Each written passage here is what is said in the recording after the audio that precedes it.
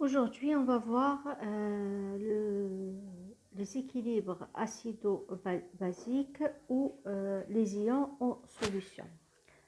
Donc, on va commencer par des généralités et en premier, les concentrations.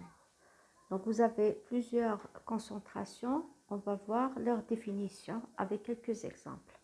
Donc, pour la molarité, représentée par grand M, c'est le nombre de moles par litre. Donc, c'est le nombre de moles de soluté par litre de solution. Exemple, si vous avez 4 grammes, par exemple, de NaOH dans 500 ml de H2O, on va calculer la molarité de cette solution. Connaissant que le nombre de moles égale petit m sur grand M, donc le nombre de moles égale 4 grammes sur 40 grammes qui est la masse de NaOH, la masse d'une mole de NaOH. Donc vous avez le nombre de moles qui est égal à 0,1 mol. Donc la molarité égale le nombre de moles sur le volume, bien sûr en litres. Donc vous avez 0,1 mol sur 500 ml égale 0,5 litres. Donc ça vous donne 0,2 mol par litre, ou on peut écrire aussi 0,2 grand M. Ensuite, la normalité. La normalité, représentée par la lettre N, c'est le nombre d'équivalents grammes par litre de solution. Donc, c'est le nombre d'équivalents par litre de solution. N égale petit n fois la molarité grand M. N, c'est quoi? C'est le nombre de protons mis en jeu dans une réaction acido-basique. Ou bien, c'est le nombre d'électrons dans une réaction d'oxydoréduction. Si je prends l'exemple de HCl qui donne H+, plus Cl-, donc le nombre de protons mis en jeu égale à 1 proton. Donc la normalité ici égale à la molarité. Par contre, si je prends un diacide tel que l'acide sulfurique qui vous donne 2 fois H+, plus SO4 de moins, donc le nombre de protons mis en jeu égale 2. Donc la normalité égale 2 fois la molarité, donc 2 fois grand M. Si je prends une base, par exemple H2CO3, qui se dissocie en 2 fois H+, plus CO3 de moins, ici le nombre de protons aussi mis en jeu égale à 2, donc la normalité égale 2 fois la molarité. Dans une réaction d'oxydoréduction, si je prends le MnO4- qui me donne le Mn2+, plus 4 fois H2O, bien sûr, ensuite on équilibre la réaction d'oxydoréduction. Donc vous ajoutez ici 8 protons plus 5 électrons. Vous voyez? Donc là, comme c'est une réaction d'oxydoréduction, on va considérer le nombre d'électrons mis en jeu, qui est 5 électrons. 5 électrons. Donc la normalité égale 5 fois M. Ensuite, on va voir le titre massique. Le titre massique, c'est la concentration pondérale. Est égale à quoi? Regardez l'unité, c'est grammes par litre. Donc, c'est la quantité de matière en grammes dans un litre de solution. Donc, le titre massique égale la masse molaire fois la molarité. Et l'unité, c'est grammes par litre. Donc, si je prends par exemple l'exemple de NaOH, qui est égal, la molarité égale 0,2 m, la masse de NaOH égale 40 grammes, le titre massique, ce sera la masse molaire de NaOH qui est 40 fois la molarité 0,2 et ça me donne 8 grammes par litre. Une autre concentration qui est la molalité, elle est définie comme étant le nombre de moles de soluté par kilogramme. Exemple, si je prends HCl, vous avez 0,2 mol. Le poids, il est de 0,1 kg. Donc, la molalité, c'est 0,2 sur 0,1 et ça vous donne 2. Nombre de moles par kilogramme.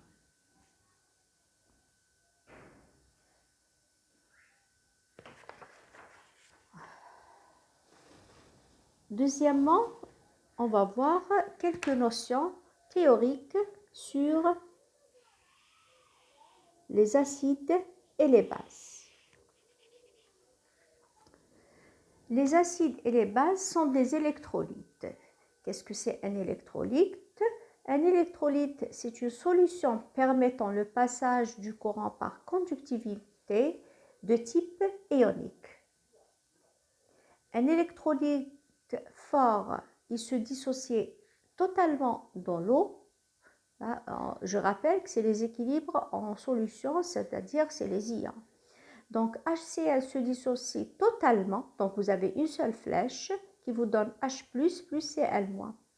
Et l'acide sulfurique aussi, c'est un électrolyte fort qui est un acide aussi, donc il vous donne 2 fois H+, plus SO4 de moins. Donc là, vous avez, quand c'est fort, vous avez une seule flèche. De même pour NaOH, qui est une base forte, qui vous donne Na+, plus OH-. Deuxièmement, l'électrolyte faible. Vous avez une dissociation partielle. Donc, électrolyte faible, dissociation partielle. Par contre, si vous avez un électrolyte fort, on a dit que c'était une dissociation totale. Prenons le cas de l'exemple de l'acide acétique. Donc là, regardez, quand c'est partiel ou incomplet, donc vous avez les doubles flèches, vous avez un équilibre. Donc ça vous donne CH3CO- plus H3O+. Si je prends le sel AgCl dans l'eau, il vous donne les ions Ag plus aqueux plus Cl moins aqueux. Maintenant, il y a plusieurs théories définissant justement les acides et les bases. Commençons par la théorie d'Arrhenius, qui a été découverte en 1887. Arrhenius définit un acide comme étant une espèce chimique qui libère un proton H+.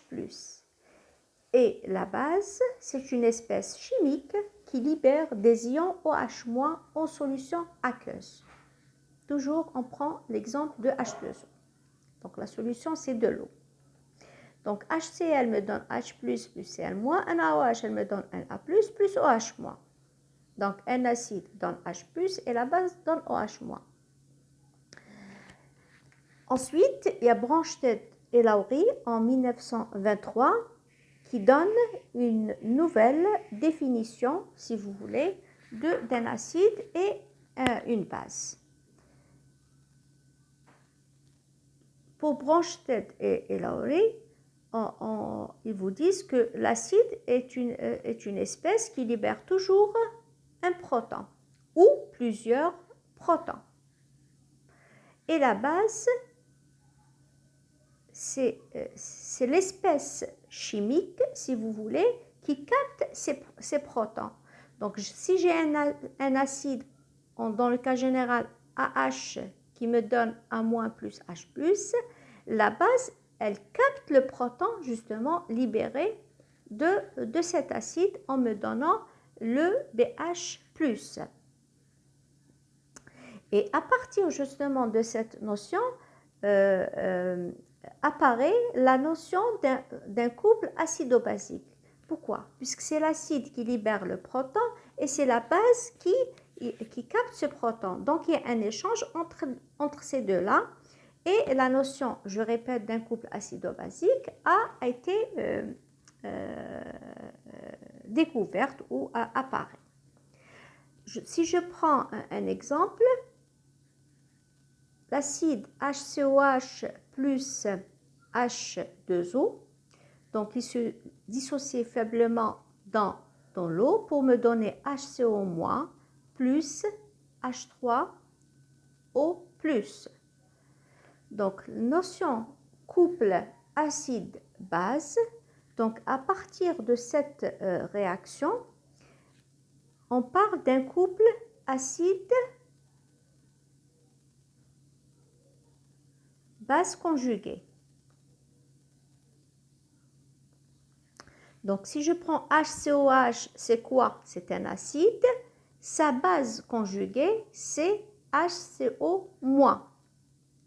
Ensuite, la deuxième espèce, H2O, c'est une base.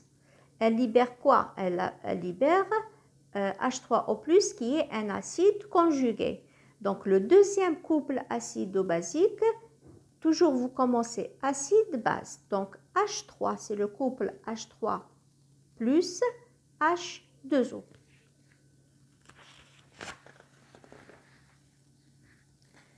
Un autre exemple, vous avez NH3 plus H2O qui me donne NH4 plus OH-. Donc, le premier couple, on avait dit acide-base.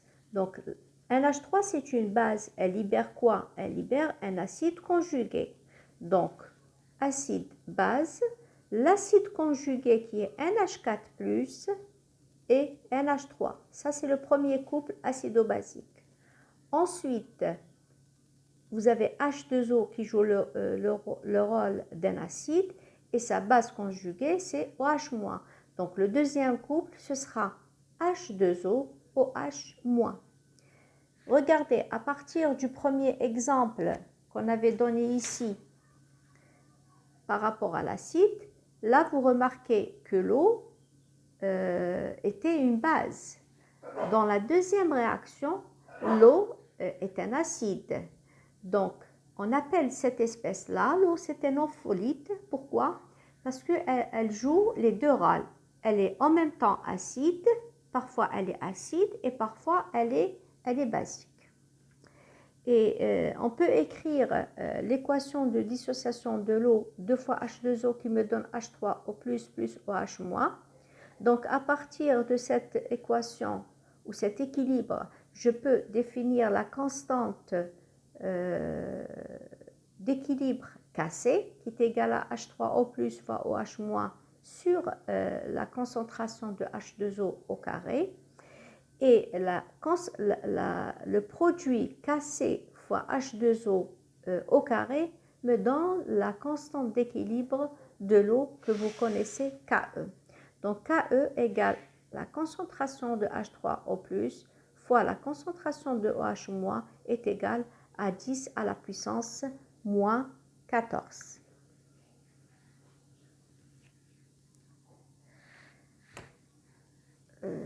Quelques années plus tard,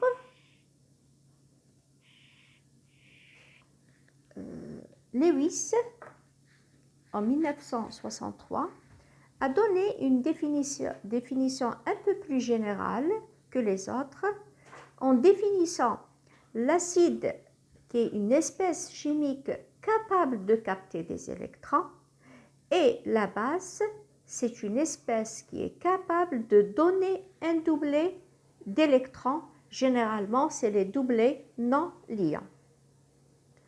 Je prends l'exemple des acides de Lewis, AlCl3. Donc ça, c'est un acide puisqu'il est capable de capter. Il va capter avec quoi? Il va capter, bien sûr, avec une case vacante ou une lacune. Et si je prends une base, regardez, Cl2, donc Cl, il porte des doublets non liants, et l'acide, il a une case vacante. Donc là, un acide, il va capter, ou il peut accueillir, si vous voulez, le doublet du Cl, donc ça peut me donner AlCl4 moins Cl-.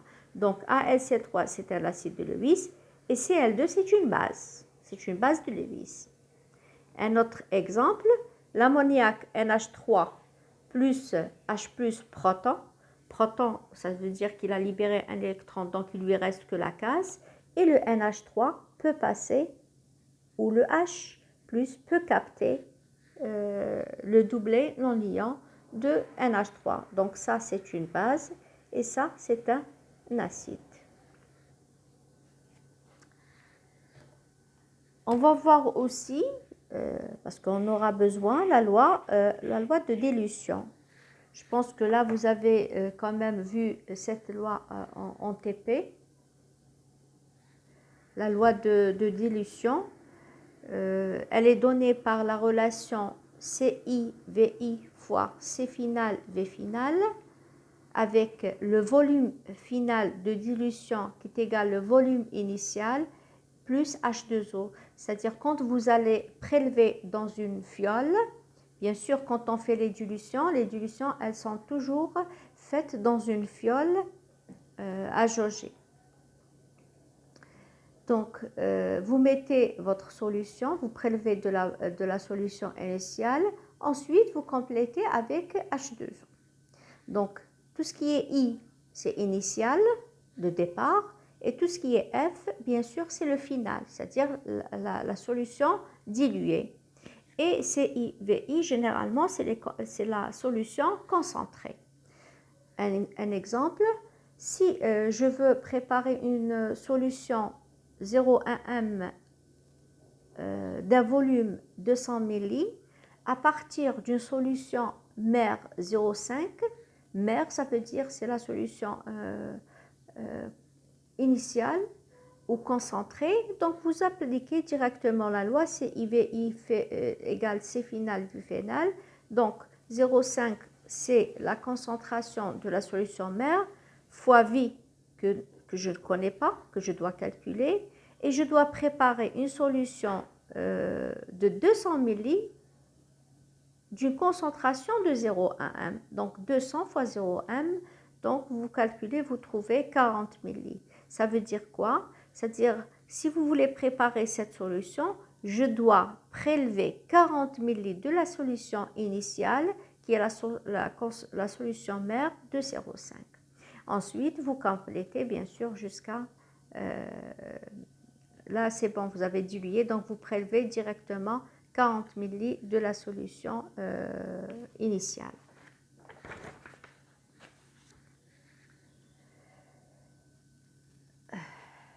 La loi d'Ostwald, c'est une loi de dilution. On peut dire la loi de dilution d'Ostwald. Donc, cette loi, elle relie, si vous voulez, la constante d'acidité en fonction du coefficient de dissociation alpha qu'on avait vu dans le cours des équilibres chimiques. Donc, on utilise le coefficient de dissociation alpha de l'électrolyte faible pour caractériser un équilibre. Je prends un exemple, la dissociation de l'acide acétique qui est un électrolyte faible ou un acide faible. Donc, ça vous donne CH3CO- plus H3+.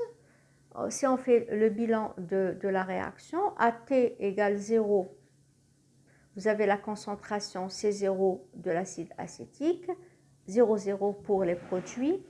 Et AT équilibre, vous avez C0 moins X, ce qui a réagi. Ensuite, vous avez X qui est formé. Donc, X, ce X-là égale à quoi? Égale alpha C0. On avait vu pour les équilibres, X était alpha N0. Là, il suffit de remplacer le nombre de moles par la concentration initiale. Et là, je vais avoir à l'équilibre C0 moins alpha C0, ce qui se forme. Au lieu j'écris alpha N0, je vais écrire alpha C0, alpha C0. Et ensuite, comme c'est un équilibre, donc je peux définir la constante d'acidité de cet équilibre, Ka, égale la concentration des produits, qui est CH3CO- fois la concentration de H3O+, sur la concentration de l'acide acétique. En exprimant les concentrations par le coefficient de dissociation, je vais avoir Ka égale alpha C0 à la puissance 2, puisque là vous avez X2, sur C0 moins alpha. Donc, lorsque la dilution, vous faites une très grande dilution, ou on dit lorsque la dilution devient infinie. D'accord? Qu'est-ce qui se passe? Alpha, je dilue vraiment, je fais une dilution très importante. Ça veut dire quoi? Ça veut dire que la concentration de ma solution tend vers 0. Et si ma concentration tend vers 0, qu'est-ce que ça veut dire? Ça veut dire que alpha tend vers 1. Et à ce moment-là, si alpha tend vers 1, qu'est-ce que ça veut dire? Vous savez très bien que alpha, la valeur de alpha, elle est inférieure à égale à 1. Elle ne peut pas dépasser 1. Ça veut dire quoi?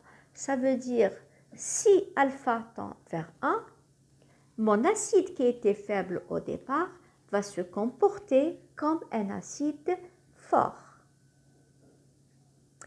Et à ce moment-là, l'équation de Ka égale C0 fois alpha au carré. Ou bien, on peut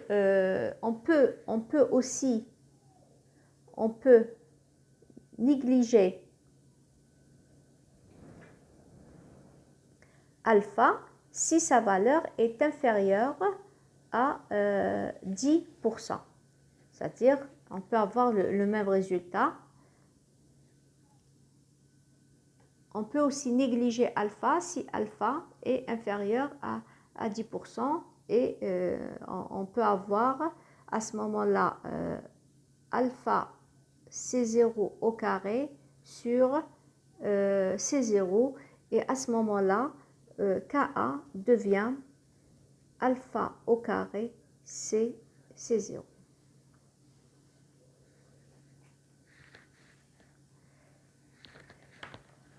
Maintenant, pour la force d'acidité et basicité. Donc, pour déterminer les forces d'acidité ou basicité, on va voir la valeur de pKa. La valeur de pKa vous permet de dire si cette substance ou c'est un acide faible ou fort ou c'est une base ou l'inverse. Et pKa égale à quoi? Égale moins log de Ka. Maintenant, si la valeur de pKa, elle diminue, l'acidité augmente. Et à ce moment-là, la basicité diminue.